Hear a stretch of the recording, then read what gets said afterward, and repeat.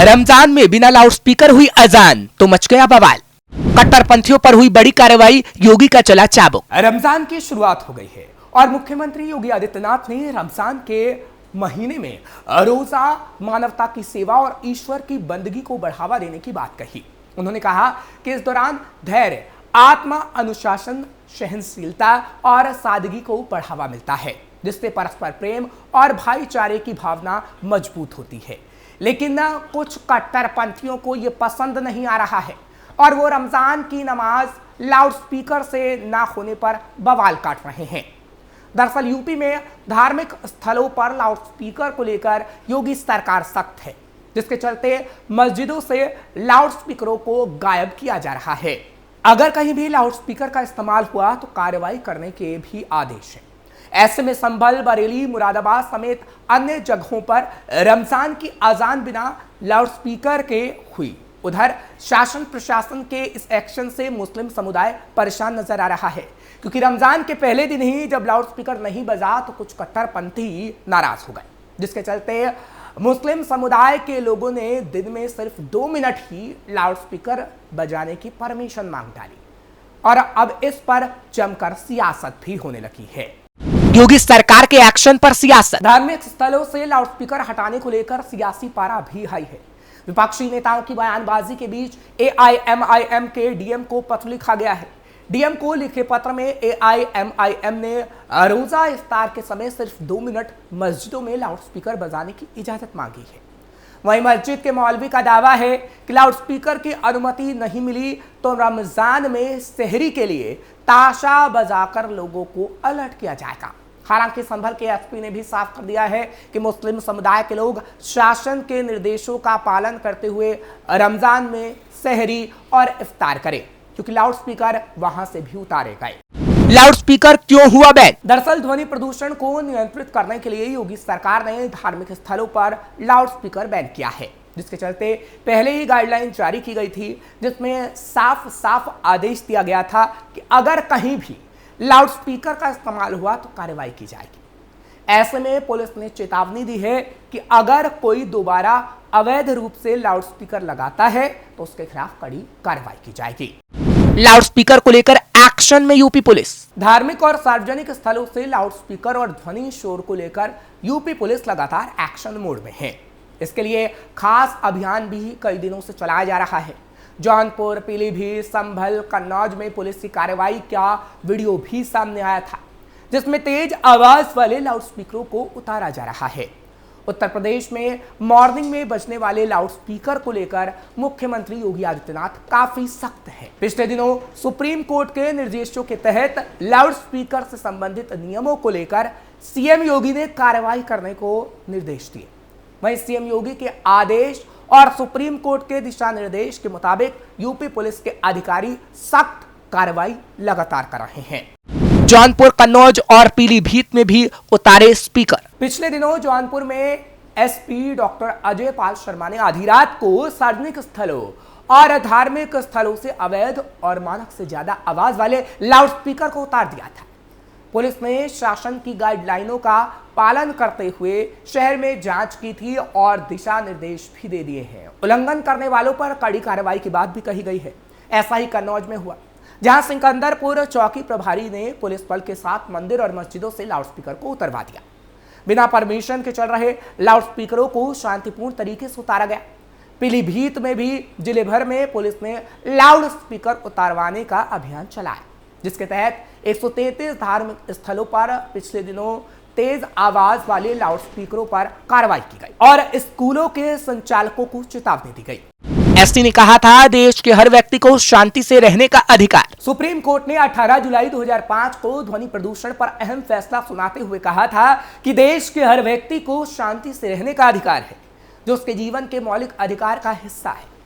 Court ने उस वक्त साफ किया था कि लाउडस्पीकर या तेज आवाज में अपनी बात कहना भले ही अभिव्यक्ति की आजादी के अधिकार के अंतर्गत आता हो, लेकिन ये किसी के जीवन के अधिकार से ऊपर नहीं हो सकता। सुप्रीम कोर्ट ने किसी भी सार्वजनिक स्थल पर रात 10 बजे से सुबह 6 बजे तक शोर करने वाले उपकरणों पर पाबंदी लगाई है। तत्कालीन चीफ जस्टिस आरसी लाहोटी और जस्टिस अशोक मान की खंडपीठ ने यह आदेश दिया था। कोर्ट ने साफ किया था कि किसी को भी शोर मचाकर पड़ोसियों और आसपास के लोगों के लिए परेशानी पैदा करने का अधिकार नहीं है। कोर्ट ने साफ किया था कि ऐसे लोग अनुच्छेद 19(1)(a) में मिली अभिव्यक्ति की आजादी के अधिकार की बात करते हैं, लेकिन लाउड स्पीकर चालू कर कोई भी व्यक्ति इस अधिकार का दावा नहीं कर सकता। बोलने का अधिकार तो ना सुनने का भी अधिकार। कोर्ट ने कहा था कि अगर किसी के पास बोलने का अधिकार है तो दूसरे के पास इसे नहीं सुनने का भी अधिकार है। अगर किसी को जबरदस्ती तेज आवाज में लाउड स्पीकर सुनाई जाती है तो ये उसके शांति और आराम से प्रदूषण मुक्त जीवन जीने के अनुच्छेद 21 में मिले मौलिक अधिकार का उल्लंघन होगा। ध्वनि प्रदूषण अधिनियम नियम 2000 के मुताबिक कमर्शियल, शांत और आवासीय क्षेत्रों के लिए ध्वनि तीव्रता की सीमा यानी डेसिबल में तय की गई है, जिसमें औद्योगिक क्षेत्र के लिए दिन में 75 और रात में 70 डेसिबल तीव्रता की सीमा तय की गई। कमर्शियल क्षेत्र के लिए दिन में 65, रात में 55, आवासीय क्षेत्र के लिए दिन में 55, रात में 45 तय किया गया। वहीं आपको बता दें कि यूपी सीएमओ की तरफ से हाल ही में एक पोस्ट किया गया था जिसमें लिखा गया, धर्मस्थलों पर साथ ही साथ गीत संगीत के कार्यक्रमों में ये तय मानक से ज्यादा आवाज और निर्धारित समय के बाद लाउड स्पीकर डीजे ना बजे। कानफोड़ू स्वर रोगियों और स्कूल कॉलेज के बच्चों के लिए एक बड़ी समस्या है। पूर्व में इस संबंध में प्रभावी कार्रवाई हुई थी, आगे भी ऐसी कार्रवाई होगी, इसका निरीक्षण किया जाएगा। जहां स्थिति ठीक नहीं होगी तत्काल लाउड स्पीकर उतारे जाएंगे।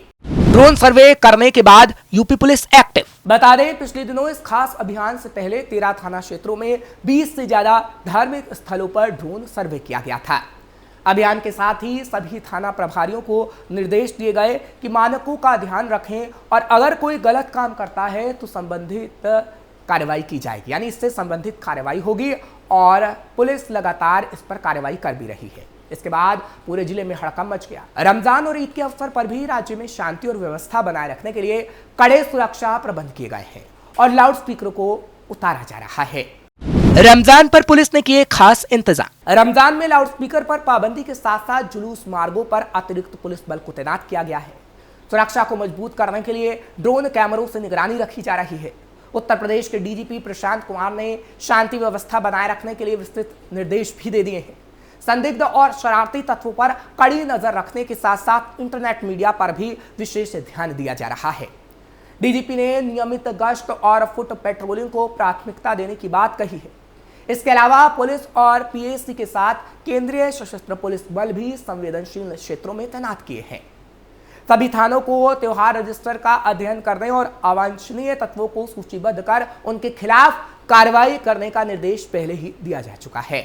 शांति व्यवस्था बनाए रखने के लिए समन्वय। डीजीपी ने वरिष्ठ अधिकारियों को निर्देशित किया है कि वो सभी कार्यक्रमों के आयोजकों, पीस कमेटी और धर्म गुरुओं से बातचीत करें, शांति व्यवस्था को सुनिश्चित करें। इसके साथ ही मजिस्ट्रेट और अन्य विभागों के अधिकारियों के साथ समन्वय करके त्योहार से जुड़ी समस्याओं का समय रहते समाधान किया जाए। अधिकारियों को जुलूस मार्गों का भ्रमण करने और सुरक्षा प्रबंधों की निगरानी करने का भी आदेश दिया गया है। पुलिस, पीएसी और केंद्रीय सशस्त्र पुलिस बल के साथ फ्लैग मार्च किया जा रहा है। जुलूस मार्गों और हॉटस्पॉट क्षेत्रों में अतिरिक्त पुलिस बल को तैनात किया जा रहा है। सभी जुलूस मार्गों और मिश्रित आबादी वाले क्षेत्रों में ड्रोन कैमरों के माध्यम से निगरानी रखी जा रही है। जहां भी बड़े कार्यक्रम आयोजित हो रहे हैं वहां सीसीटीवी कैमरा लगा हुआ है और नियमित रूप से उसकी निगरानी की जा रही है। सभी जिलों में दंगा नियंत्रण उपकरणों की उपलब्धता सुनिश्चित करने के साथ ही पुलिस बल की समीक्षा की जा रही है। हर एक जिले में धार्मिक स्थलों की नियमित चेकिंग और कंट्रोल रूम में मुस्तैदी बनाए रखने के निर्देश पहले ही जारी हो गए हैं। स्थानीय अधिसूचना इकाई को भी सतर्क रहने की सलाह दी गई है ताकि किसी भी अप्रिय घटना से निपटा जा सके।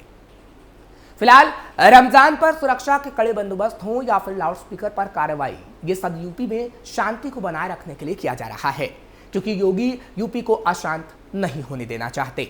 फिलहाल आपको ये खबर कैसी लगी हमें कमेंट करके जरूर बताएं। खबर अच्छी लगी हो तो उसे लाइक और शेयर करें। कैपिटल टीवी को सब्सक्राइब जरूर करिए।